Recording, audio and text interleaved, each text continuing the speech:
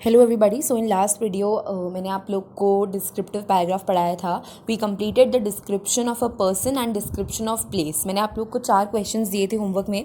I hope you have completed those 4 questions and in today's class we will complete the descriptive paragraph. And descriptive paragraph में मैं आप लोग को आज की क्लास में पढ़ाऊँगी description of event and diary entry. तो देखो, डिस्क्रिप्शन ऑफ इवेंट तो मतलब कि कोई भी इवेंट हुआ हो, for example sports day, Diwali celebration, या फिर कोई टूर्नामेंट हुआ हो, ठीक है, या फिर एनी इवेंट, ठीक है, किसी चीज़ का लॉन्च, किसी चीज़ का इनॉग्रेशन, कोई भी इवेंट हुआ है तो वो इसमें आता है डिस्क्रिप्शन ऑफ इवेंट में। उसके अलावा diary entry. So diary entry is indirectly क्या, डिस्क्रिप्शन ऑफ अ डे। डायरी में आप क्या लिखते हो कि पूरे दिन का क्या डिस्क्रिप्शन होता है। ओके, तो मैंने लास्ट वीडियो में मार्किंग स्कीम डिस्कस करी थी एंड मार्किंग स्कीम के अलावा मैंने ये भी डिस्कस किया था कि आप लोग को डिस्क्रिप्टिव पैराग्राफ जो है वो पूरे 4 पैराग्राफ्स में डिवाइड करके लिखना होता है, ठीक है। तो वो मार्किंग स्कीम और जिस तरीके से मैंने 4 पैराग्राफ्स में डिवाइड करना बताया था वो कॉमन रहेगा डिस्क्रिप्शन ऑफ इवेंट और डायरी एंट्री के लिए। So firstly now we will start with description of event. Okay, तो सबसे फर्स्ट टिप जो कि मैं डिस्क्रिप्शन ऑफ इवेंट में देना चाहती हूँ और डिस्क्रिप्शन ऑफ डे में देना चाहती हूँ वो ये है कि आप लोगों को ये दोनों चीज़ें पास्ट टेंस में लिखनी है, ठीक है, क्योंकि वो इवेंट ऑलरेडी पास्ट में हो चुका है तो आप लोग को हर चीज़ पास्ट टेंस में लिखनी है। Okay, and description of the day या फिर डायरी एंट्री की बात करें तो उसमें भी आप लोग को हर चीज़ पास्ट टेंस में लिखनी होती है। So now firstly starting with description of event. Description of event में क्या क्या वर्ड्स आप लोग इंक्लूड कर सकते हैं। सबसे पहले डिस्क्रिप्शन ऑफ इवेंट में आप लोगों को 5 W के आंसर्स देने हैं, ठीक है। First W, what is the name of the event, ठीक है, वो इवेंट क्या था, ठीक है, और उस इवेंट से गेस्ट को क्या बेनिफिट हुआ। Point number 2, that is second W, who, ठीक है, उस इवेंट को कौन होस्ट कर रहा था, राइट। अच्छा, होस्टिंग इवेंट मतलब कि आप लोग देखते होगे कि इवेंट में एंकरिंग मतलब कि उस इवेंट को पूरा मैनेज करना। फॉर एग्जांपल जो पर्सन माइक पे बोलता है कि नाउ ये होगा, इस तरीके से उस इवेंट को होस्ट कौन कर रहा था। सेकंड आप लोग को इसका आंसर देना है, that is who is hosting the event. Okay, the next W is when, right. अच्छा, अब व्हेन में क्या आता है कि वो इवेंट कब हुआ था। Okay, the fourth W is where, कि वो इवेंट कहाँ पर हुआ था। And the fifth W is why, ठीक है, कि वो इवेंट क्यों हुआ था, ठीक है, और वो गेस्ट क्यों आए थे, राइट। तो 5 W आप लोग को इवेंट डिस्क्रिप्शन के पैराग्राफ में लिखने ही हैं, ठीक है। अब 5 W का आंसर आप लोग को किसी ना किसी तरीके से देना ही होता है। ओके, डिस्क्रिप्शन ऑफ इवेंट में सबसे पहले आप पहले पैराग्राफ में क्या लिखोगे कि ये इवेंट हुआ, ठीक है। उसके बाद आप लोग लिखोगे कि वो इवेंट क्यों हो रहा था, किस टाइम पे हुआ और कहाँ पर हुआ, ठीक है। सबसे पहले पैराग्राफ में आप वो लिखोगे। सेकंड पैराग्राफ में आप थोड़ी सी डिटेल दोगे, ठीक है। थर्ड पैराग्राफ में उस इवेंट से related additional information, for example वो इवेंट जो है उसमें किसी को क्या प्राइजेस मिले, ठीक है, और वो इवेंट बहुत मतलब कि additional information includes the achievement of that event and कितने लोगों ने पार्टिसिपेट किया, कितने टीचर्स, कितने वर्कर्स थे, ठीक है। ये सब थोड़ी एडिशनल इन्फॉर्मेशन जो थोड़े फिगर्स होते हैं वो थर्ड पैराग्राफ में आते हैं, ठीक है। तो फोर्थ पैराग्राफ में आप लोग को लिखना है कि आप लोग को वो इवेंट कैसा लगा और according to you was that event successful और नॉट। ओके, फोर्थ पैराग्राफ में आप लोग को कंक्लूड करना है और आप लोग को खुद का रिव्यू देना है कि कैसा लगा एग्जैक्टली आप लोग को वो इवेंट, ठीक है। तो इवेंट डिस्क्रिप्शन के लिए कुछ वर्ड्स हैं, जैसे कि मैंने आप लोग को प्लेस डिस्क्रिप्शन में कुछ एडजेक्टिव्स बताए थे, वैसे ही इवेंट डिस्क्रिप्शन के कुछ एडजेक्टिव्स मैं बताऊंगी ताकि आप लोग को लिखते टाइम आप स्टक ना हो जाओ और वो एडजेक्टिव्स आप लोग याद रखो। ओके, ब्यूटिफुल, ब्यूटीफुल मतलब बहुत ही ब्यूटीफुल ऑब्वियसली। जॉयफुल मतलब बहुत हैप्पी इवेंट, ठीक है। ग्लोरियस, कलरफुल, नेशनल, मार्वेलस मतलब कि एक्सट्रीमली गुड, ठीक है, वंडरफुल। मैजिकल मतलब कि जिस इवेंट में आप लोगों ने बहुत इन्जॉय किया हो उसको आप लोग मैजिकल लिख सकते हो। वंडरफुल। ओरिजिनल मतलब कि उसका कुछ नया आइडिया था और ऐसा इवेंट पहली बार हुआ था, ठीक है। Traditional event, thrilling event, exciting event, ऐसे तरीके के वर्ड्स लिख सकते हो आप। लग्जूरियस मतलब कि उस इवेंट में एक्सपेंसिव चीज़ें यूज़ हो रही थी। एंटरटेनिंग, ग्लिटरिंग मतलब कि बहुत सक्सेसफुल रहा और बहुत इम्प्रेसिव रहा। Okay, sparkling, plentiful. प्लेंटीफुल मतलब कि बहुत सारे लोग आए जिस इवेंट में, या फिर बहुत सारा फूड था उधर, तो उसके लिए आप लोग प्लेंटीफुल लिख सकते हो। न्यूमेरस, न्यूमेरस मतलब अगेन कि जिस जिस इवेंट में बहुत ज़्यादा लोग हों, ठीक है। सो प्लेंटीफुल फूड लोग सबके लिए यूज़ हो सकता है, बट न्यूमेरस सिर्फ लोगों के लिए यूज़ हो सकता है। ओके। सिग्निफिकेंट, सिग्निफिकेंट मतलब कि बहुत इंपॉर्टेंट इवेंट था। इनॉमस, इनॉमस मतलब कि बहुत लार्ज साइज़ का। ओके। सो इस तरीके के वर्ड्स आप लोग यूज़ कर सकते हो। आउटस्टैंडिंग, इस तरीके के अमेजिंग एंड ऐसे आप लोग एडजेक्टिव्स यूज़ कर सकते हो इवेंट्स को डिस्क्राइब करने के लिए। ओके। सो मैं अभी आप लोग को एक एग्जांपल दे देती हूँ। ये एक डिस्क्रिप्शन है इवेंट का, जो कि एक स्पोर्टिंग इवेंट है, ठीक है। मैंने आप लोग को 4 पैराग्राफ लिखने के लिए बताए थे बस, बट इसमें आप लोग देख सकते हैं कि 3 पैराग्राफ लिखे हुए हैं, ठीक है। बट एग्जैक्ट मुझे क्लास 9 के एग्जाम्पल्स आप लोग भी कहीं इंटरनेट पे या फिर कहीं भी सर्च करोगे तो आप लोग को एग्जैक्ट इन चीज़ों के एग्जाम्पल्स नहीं मिलेंगे। बट क्या है, यहाँ पर 3 पैराग्राफ्स लिखे हुए हैं। मैं आप लोग को सिर्फ एक्सप्लेन कर दूंगी कि इन 3 पैराग्राफ्स में क्या क्या लिखा हुआ है, एंड मैं बता दूंगी कि चौथे पैराग्राफ में आप लोग को क्या लिखना है। ओके। सो देखो, स्पोर्टिंग इवेंट का डिस्क्रिप्शन लिखा हुआ है, and the French Open tennis championship. तो देखो, सबसे पहले what is the event, what का आंसर हो गया, ठीक है। Take place in May June every year at the Ronald Garros stadium in Paris. Okay. तो सबसे पहले इंट्रोडक्शन में बता दिया कि भाई क्या इवेंट है, कब कब होता है, ठीक है, और कहाँ होता है। Okay. In this year, a friend gave me a ticket for second day of competition. I wanted to see Venus Williams in her first match of the tournament. तो देखो, इंट्रोडक्टरी पैराग्राफ में आप लोग को लिखना है कि वो क्या इवेंट था, कब होता है, राइट, एंड पास्ट में कब हुआ था, एंड कहाँ पे हुआ था, और आप उस इवेंट में कैसे पहुँचे। आप लोग को कोई इनविटेशन मिला था, या फिर किसी फ्रेंड ने पास दिए थे, या फिर आप लोगों के फैमिली ने आप लोग की फैमिली आप लोग को लेके गए थे, या फिर स्कूल के साथ गए थे, या फिर स्कूल में ही इवेंट हुआ था, कॉलेज में ही इवेंट हुआ था। तो इस तरीके की माइन्यूट डिटेल्स जो कि बिल्कुल बेसिक होती हैं, वो आप लोगों को फर्स्ट पैराग्राफ में मेंशन करनी है, ठीक है। अब फर्स्ट पैराग्राफ में मेंशन करनी है तो आप लोग को ये भी मेक श्योर करना है कि ये जो पूरा है वो पास्ट टेंस में हो, ठीक है। फॉर एग्जांपल देखो, यहाँ पर गिव नहीं लिखा है, गिव लिखा है, because give is past tense. I wanted is past tense again, इसलिए यहाँ पर आप लोग मेक श्योर, आप लोग को थ्रू आउट चारों पैराग्राफ में मेक श्योर करना है कि आप लोग पास्ट टेंस का यूज़ करें। Okay. Now comes the second paragraph. देखो, सेकंड और थर्ड पैराग्राफ में ज़्यादा कुछ वो नहीं होता, मतलब सेकंड पैराग्राफ में आप लोग पूरा डिस्क्रिप्शन देते हो, और थर्ड पैराग्राफ में थोड़ी सी एडिशनल डिटेल देते हो, ठीक है। तो सेकंड पैराग्राफ की कुछ lines you can add in third paragraph. तो second paragraph is this: I arrived early. Arrived मतलब कि देखो, यहाँ पर पास्ट टेंस अगेन यूज़ किया गया है। अराइव्ड मतलब कि वहाँ पर पहुँचना, तो वो वहाँ पर जल्दी पहुँच गया बिकॉज उसको गुड सीट, अच्छी सीट चाहिए थी। तो जितना भी आप लोग के साथ उस इवेंट में हुआ है, ठीक है, सबसे पहले आप गए तो वहाँ पर कोई चीफ गेस्ट बैठे थे, प्राइज डिस्ट्रीब्यूशन हो रहा था, उसके बाद आपने कुछ अटेंड किया। तो स्टार्टिंग से लेकर एंडिंग तक आप लोग को पूरा डिस्क्रिप्शन उस इवेंट का लिखना होता है। तो देखो, यहाँ पर सबसे पहले सेकेंड पैराग्राफ में डिस्क्रिप्शन स्टार्ट किया गया है। First paragraph should be the introductory paragraph, और सेकेंड पैराग्राफ से आप लोग को डिस्क्रिप्शन स्टार्ट करना है। Okay. So I arrived early because I wanted to get a good seat. Unfortunately it was raining and I waited 3 hours before the match began. Okay.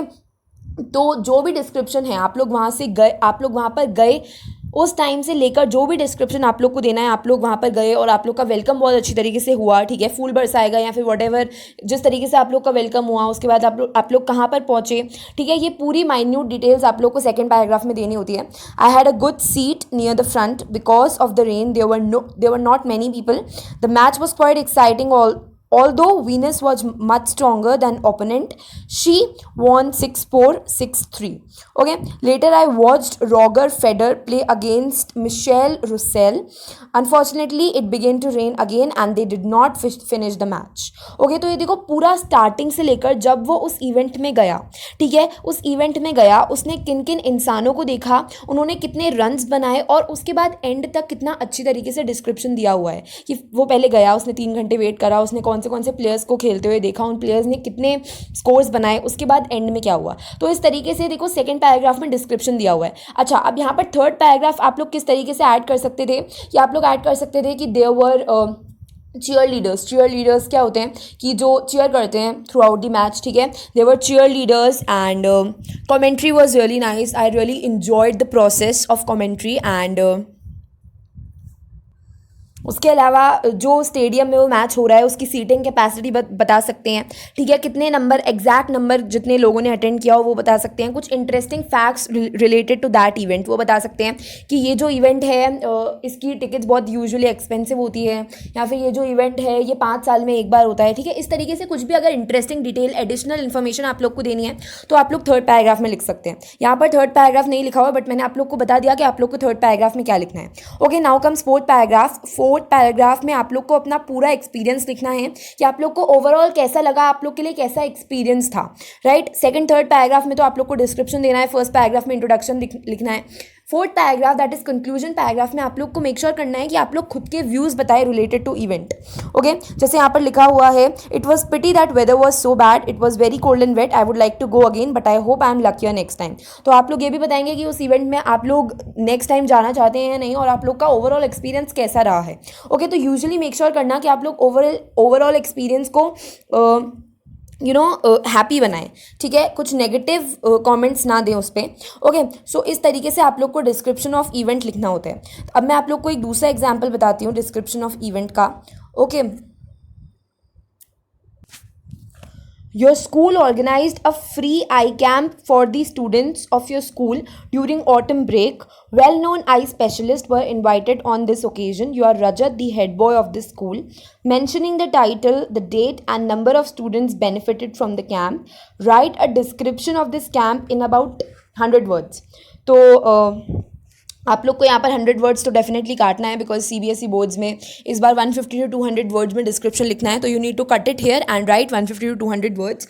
And यहाँ पर बोला गया है कि आप रजत हो, स्कूल के हेड बॉय हो, तो आप लोग को उसी तरीके से डिस्क्रिप्शन लिखना है, ठीक है। अगर कभी इस तरीके का क्वेश्चन आ जाए तो आप लोग को क्या करना है, सबसे पहले हेडिंग डालनी है फ्री आई कैंप, ठीक है। उसके बाद आप लोग को यहाँ पर साइड में लिखना है बाय रजत, ठीक है, इस तरीके से ब्रैकेट में। ओके, सो आप लोगों ने लिखा फ्री आई कैंप, उसके बाद आप लोगों ने साइड में ब्रैकेट में लिखा बाय रजत, ठीक है। उसके बाद आप लोग क्या लिखेंगे, यहाँ पर लिखेंगे डेट और प्लेस। फॉर एग्जाम्पल आज की क्या डेट है, टुडे इज 17th May 2020, तो you will write 17th May 2020 and place आप लोग लिख देंगे जहाँ पर भी हो। So I am currently in Jaipur, so I will write Jaipur.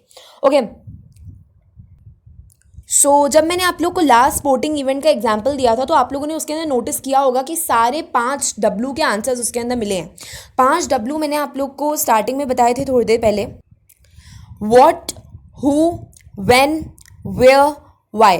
तो जब मैंने स्पोर्टिंग इवेंट का पूरा आप लोग को एग्जाम्पल एक्सप्लेन करा तो उसके अंदर आप लोग को ये 5 क्वेश्चंस के आंसर मिल गए होंगे कि वो स्पोर्टिंग इवेंट क्यों हो रहा था, कहाँ हो रहा था, कब हो रहा था, ठीक है, ये पूरे आप लोग को आंसर्स मिल गए होंगे। तो डिस्क्रिप्शन इसी तरीके से लिखा जाता है, डिस्क्रिप्शन ऑफ इवेंट इसी तरीके से लिखा जाता है। तो सबसे पहले आप लोग फर्स्ट पैराग्राफ में मेंशन करेंगे, देखो यहाँ पर कोई हिंट्स नहीं दिए हुए हैं, क्लूज़ नहीं दिए हुए हैं, बट एग्जाम में यूजुअली वर्बल या विजुअल क्लूज़ आते हैं। मैंने आप लोग को लास्ट क्लास में बताया था कि अगर आप लोग को क्लूज़ के बिना लिखना आ जाएगा तो क्लूज़ के साथ भी लिखना आ जाएगा। Okay, so first introductory paragraph में आप लोग क्या लिखेंगे, eye camp was organised in my school during autumn break. It was a 3-day eye camp and more than 500 students came and participated. The eye camp was only for the students of the school.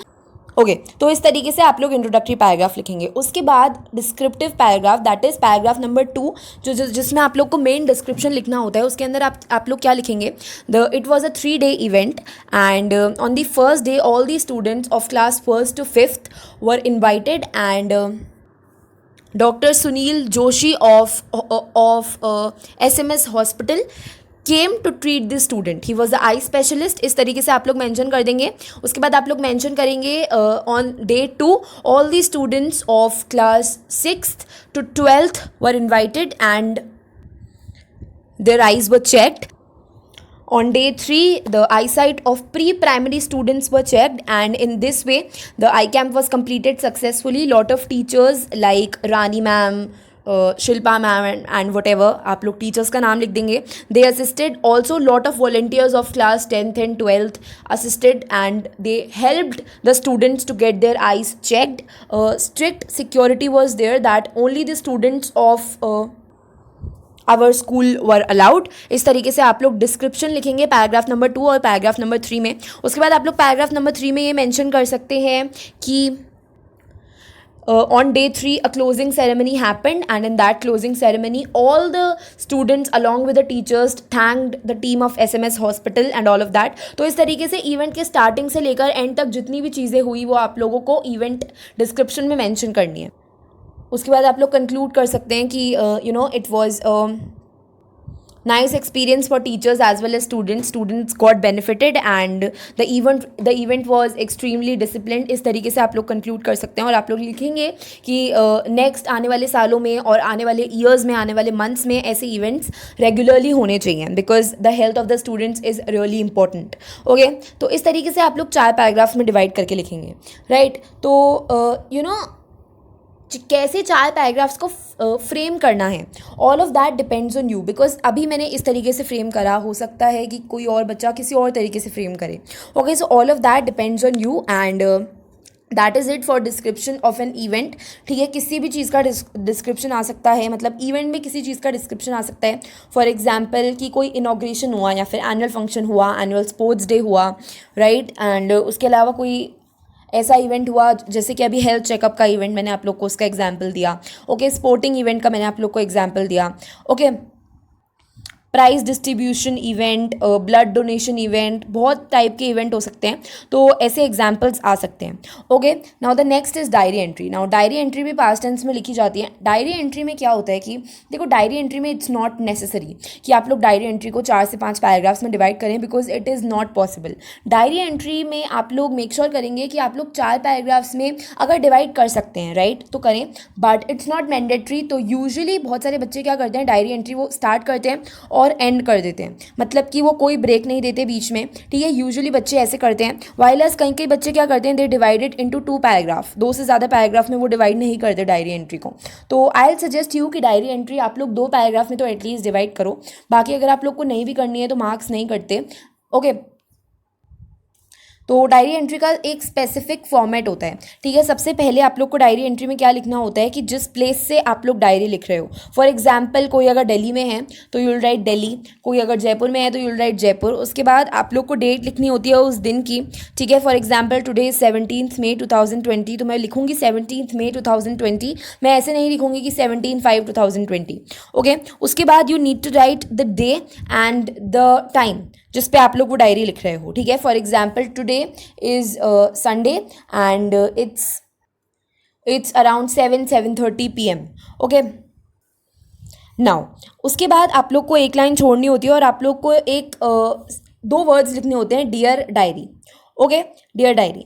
उसके बाद आप लोग को क्या करना होता है, लिखना स्टार्ट करना होता है. अब डायरी एंट्री से रिलेटेड कुछ पॉइंट्स हैं जो कि मैं आप लोग को बताना चाहती हूँ. डायरी एंट्री में आप लोग कैजुअल लैंग्वेज यूज़ कर सकते हैं क्योंकि आप लोग पूरा खुद का दिन डिस्क्राइब कर रहे होते हैं डायरी एंट्री में.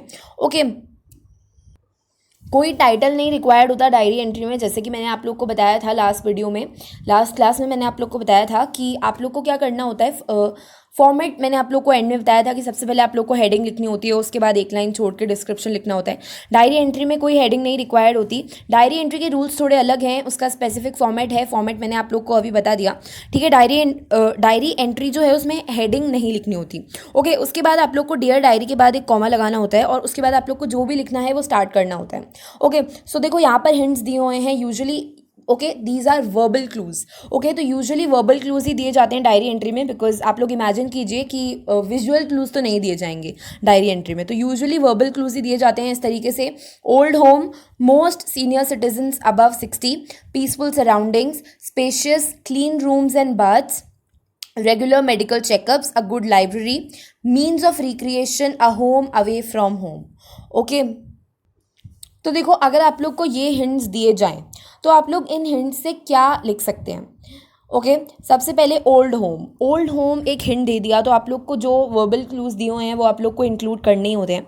ओल्ड होम हिंट दे दिया तो आप लोग को पहले ही समझ जाना चाहिए कि कोई ओल्ड एज होम है. ओल्ड एज होम मतलब कि क्या होता है, ऐसा घर जहाँ पर बहुत सारे सीनियर सिटीजन रहते हैं. ठीक है, फॉर एग्जाम्पल बहुत सारे फैमिली मेम्बर्स जो होते हैं वो सीनियर सिटीजन्स को उधर छोड़ के आ जाते हैं. उस प्लेस को बोलते हैं ओल्ड एज होम. ठीक है, तो देखो यहाँ पर सेकेंड वर्ड क्या है, मोस्टली सीनियर सिटीजन्स अबव 60.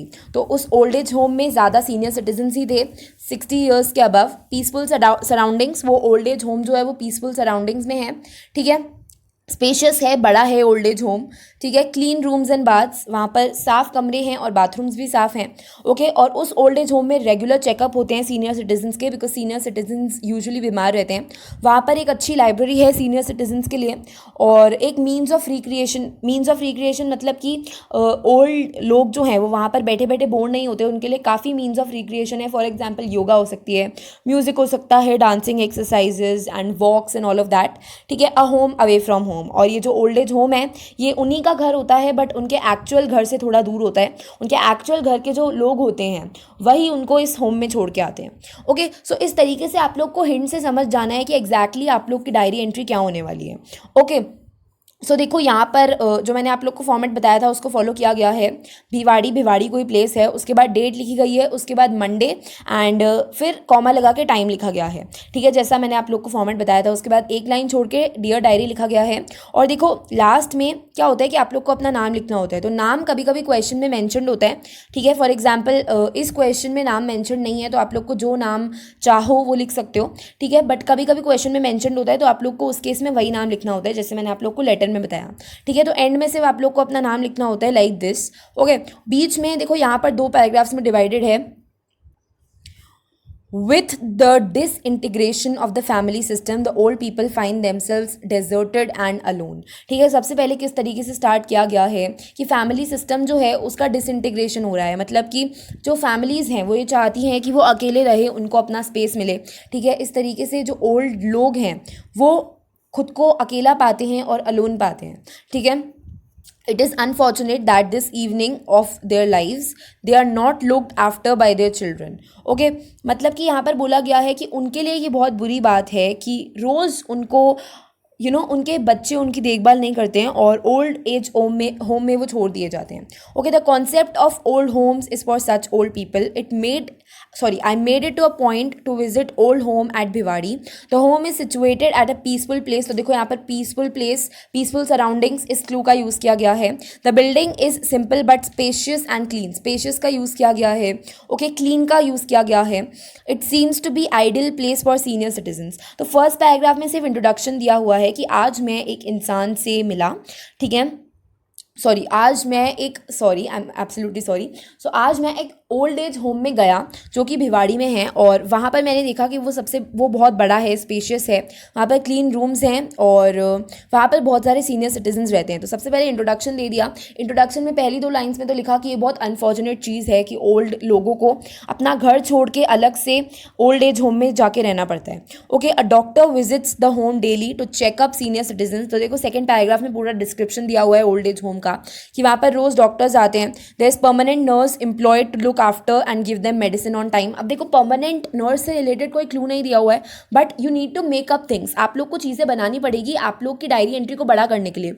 ये जो डायरी एंट्री है ये मुश्किल से 100 वर्ड्स की है, आप लोग को इससे डबल लिखनी है, ठीक है। आप लोग को 150 to 200 वर्ड्स में लिखनी है, ओके। तो आप लोग को ज़्यादा से ज़्यादा चीज़ों को एग्जैजरेट करके लिखना है। एग्जैजरेट मतलब कि चीज़ों को बड़ा चढ़ा के लिखना है, ठीक है। अब क्लू में तो सिर्फ डॉक्टर के बारे में लिखा हुआ था, अब डॉक्टर के साथ यहाँ पर इसने नर्स भी इंक्लूड कर दिया कि एक परमानेंट नर्स उधर रहती है ताकि अगर कभी भी किसी भी ओल्ड एज सिटीजन को कोई प्रॉब्लम हो तो वो उसको हेल्प कर सके, okay। The home has a good library and several means of recreation. All the inmates मतलब कि जो भी वहाँ पर रहते हैं showered their parental love by insisting on having lunch with us, okay। तो यहाँ पर जो ये डायरी लिख रहा है वो बता रहा है कि जितने भी ओल्ड एज लोग वहाँ पर रहते हैं, ठीक है, उन्होंने अपना प्यार हम पे बरसाया और उन्होंने हमारे साथ लंच करा। जब मैंने वहाँ पर विज़िट करा तो उन्होंने मेरे साथ लंच करा, okay. What a satisfying and a rewarding visit it was to meet our grandpas and grannies, okay. So last में उसने कंक्लूड किया है कि it was a very very nice meet, rewarding meet, okay. Rewarding is an adjective, okay. तो देखो यहाँ पर तो इसने 100 वर्ड्स में ख़त्म कर दिया, बट मैंने आप लोग को बताया कि आप लोगों को ज़्यादा लिखना है, आप लोग को 150 to 200 वर्ड्स लिखने हैं। तो आप लोग क्या क्या इंक्लूड कर सकते थे, जस्ट थिंक अबाउट इट। तो देखो सबसे पहले तो आप लोग मीन्स ऑफ रिक्रिएशन इंक्लूड कर सकते थे, okay. Means of recreation include कर सकते थे कि जैसे वहाँ पर डांसिंग है, डांसिंग सेशंस होते हैं रेगुलरली, ठीक है। योगा सेशंस होते हैं, वहाँ पर वॉक्स होती हैं, ठीक है। वॉक मतलब कि बहुत बड़ा गार्डन है और वहाँ पर ओल्ड लोग जो हैं वो वॉक कर सकते हैं। वहाँ पर बहुत सारे गेम्स हैं, ऑल्सो वहाँ पर बहुत बहुत डिवोशनल एनवायरनमेंट है। डिवोशनल मतलब कि बहुत भक्ति से रिलेटेड एनवायरनमेंट है, ताकि सब लोग प्रे कर सकें। तो आप लोग ये चीज़ें मेंशन कर सकते हैं, ठीक है। उसके अलावा आप लोग यहाँ पर लिख सकते हैं अ होम अवे फ्रॉम होम। देखो यहाँ पर ये क्लू यूज़ नहीं किया गया है, a home away from home. इससे रिलेटेड आप लोग लिख सकते हैं कि वो लोग जो हैं वो दिखते तो बहुत हैप्पी हैं, they seem to be very happy, but actually they are very very nervous and depressed inside because they do not live with their loved ones. Okay, तो इस तरीके से आप लोग एक्सप्लेन कर सकते हैं। तो आप लोग को एग्जैजरेट करके लिखना है 150 to 200 वर्ड्स में। Okay, right, so that was it for the diary entry का example. Now I will give you 2-3 questions. Last class में मैंने आप लोग को 4 क्वेश्चंस दिए थे, अगर वो किसी ने नहीं करे हैं तो कर लेना। अभी आज की क्लास में आई विल गिव यू 2-3 क्वेश्चंस, ठीक है। सबसे पहला तो आप लोग के पास क्वेश्चन है डिस्क्रिप्शन ऑफ इवेंट से रिलेटेड, कि you need to write about a farewell party, okay, of class 12 students in your school, ठीक है। सबसे पहला आप लोग के पास क्वेश्चन है, write and describe about farewell party happened in your school for class 12 students, okay। उसके बाद आप लोग के पास नेक्स्ट क्वेश्चन है, अ blood donation camp was held in your colony. आप लोग को उसका डिस्क्रिप्शन लिखना है, ओके। तो ये आप लोग के पास 2 इवेंट डिस्क्रिप्शन के क्वेश्चंस हैं। First is the farewell and second is the blood donation camp, okay. उसके बाद आप लोग को मैं 2 डायरी एंट्री के क्वेश्चंस दूंगी। तो देखो ये है डायरी एंट्री का question, taking the help from the information given below, make the diary entry describing how you became perfect swimmer, ठीक है। तो आप लोग को डायरी को बताना है कि डायरी में कैसे परफेक्ट स्विमर बना, मैंने क्या क्या स्ट्रगल्स करी। यहाँ पर वर्बल क्लूज भी दिए हुए हैं, तो उसकी हेल्प लेके आप लोग को लिखना है, ओके। उसके बाद आप लोग को एक क्वेश्चन दूंगी कि you spent a week with your friend in village Kovlam near famous beaches of same name, taking help from the information given below, inventing your details, make a diary entry of what you saw and experienced in God's own country। ये थोड़ा सा difficult है because question काफ़ी बच्चों को नहीं समझ आता है, बट आप लोग को खुद से क्वेश्चन समझना है, और ये जो हिंट्स दिए हुए हैं इनके हेल्प से आप लोग को डायरी एंट्री लिखनी है, ओके। सो मैंने आप लोग को आज 4 क्वेश्चन दिए, 2 were related to the description of event and 2 are related to the description of your day, that is diary entry, okay. So ये मैंने आप लोग को 4 क्वेश्चंस दिए। इसके अंदर से मैंने 2 क्वेश्चंस में, दैट इज़ 2 डायरी एंट्री के क्वेश्चंस में क्लूज़ दिया है और 2 क्वेश्चंस में क्लूज़ नहीं दिए हैं, ओके। बट जैसे कि मैंने आप लोग को बताया था, आप लोग को क्लूज़ के साथ भी लिखने की प्रैक्टिस करनी है, क्लूज़ के बिना भी लिखने की प्रैक्टिस करनी है। अगर आप लोग की क्लूज़ के बिना लिखने की अच्छी प्रैक्टिस होगी तो आप लोग क्लूज़ के साथ ईजिली लिख सकते हैं, ठीक है। बट प्लीज़ मेक श्योर कि आप लोग 150 to 200 वर्ड्स की जो लिमिट है वो एक्सीड ना करें, ओके। ऑल्सो मेरे को ये भी बताना था कि डायरी एंट्री में आप लोगों को ज़रूरी नहीं है कि आप लोग 4 से 5 पैराग्राफ लिखे। मैंने आप लोग को पहले भी बताया था कि डायरी एंट्री में it's not necessary. Diary entry में आप लोग यू कैन राइट 2 पैराग्राफ, अगर 2 पैराग्राफ नहीं तो आप लोग एक साथ ही पूरी डायरी एंट्री लिख सकते हैं, ठीक है। बट अगर आप लोग 2 पैराग्राफ लिखते हैं या फिर 3 पैराग्राफ लिखते हैं डायरी एंट्री में, तो आप लोगों के कंटेंट के ज़्यादा मार्क्स होते हैं, ठीक है। फॉर एग्जांपल मैंने जो आप लोग को डायरी एंट्री का एग्जांपल दिया, उसके अंदर एक फर्स्ट पैराग्राफ जो था that was the introduction to that old age home, और second paragraph was description to that old age home, okay. So इस तरीके से आप लोग को लिखना होता है। एंड अलॉन्ग विद दैट अभी तक we have completed lot of topics. अब नेक्स्ट मैं आप लोगों को पैसिव वॉइस और रिपोर्टेड स्पीच कराऊंगी। Passive voice it will take around 2 class and reported speech will also take around 2 class. तो next will be passive voice and reported speech, and उसके बाद we will do dialogue writing and all of that. तो देखो passive voice और reported speech से related मेरे को क्या बताना था कि पैसिव वॉइस आप लोग के डिस्क्रिप्शन ऑफ इवेंट में काम आती है, राइट। डिस्क्रिप्शन ऑफ इवेंट अगर आप लोग कहीं भी पढ़ेंगे तो आप लोग को मिलेगा कि डिस्क्रिप्शन ऑफ इवेंट एक तो पास्ट टेंस पे लिखना होता है और उसमें पैसिव वॉइस यूज़ की जानी चाहिए, ठीक है। वाइल एज रिपोर्टेड स्पीच भी बहुत जगह काम आती है। तो क्या होता है कि इनसे रिलेटेड कुछ डायरेक्ट क्वेश्चन नहीं पूछा जाता बोर्ड्स में, ठीक है, या फिर बोर्ड्स में या फिर क्लास 9th के एग्जाम में कुछ डायरेक्ट क्वेश्चन नहीं पूछा जाता, जिसकी मैंने आप लोग को पेपर फॉर्मेट बताया था। But passive voice, reported speech ये आप लोग को राइटिंग सेक्शन अटैम्प्ट करने में, क्वेश्चन एंड आंसर्स अटैम्प्ट करने में, ठीक है, यूजुअली काम आते हैं, okay. So passive voice and reported speech both are very very important topics. And please make sure to complete all the questions which I have given you. मैंने आज आप लोग को 4 क्वेश्चंस दिए, कल 4 क्वेश्चंस दिए थे, तो टोटल 8 क्वेश्चंस हैं आप लोग के पास डिस्क्रिप्टिव पैराग्राफ के। एंड आप लोग के पास कोई चॉइस नहीं है, 8 क्वेश्चंस आप लोग को अटेम्प्ट करने हैं। Okay, so that is it for today's class. In next class we will start with passive voice and please make sure to complete all the 8 descriptive paragraphs. It's very interesting, आप लोग को करने में मज़ा भी आएगा, तो लिख के देख लेना एक बार। ओके, 8 को, राइट? एंड या that is it for today's class. Thank you for tuning in. Bye and have a nice day.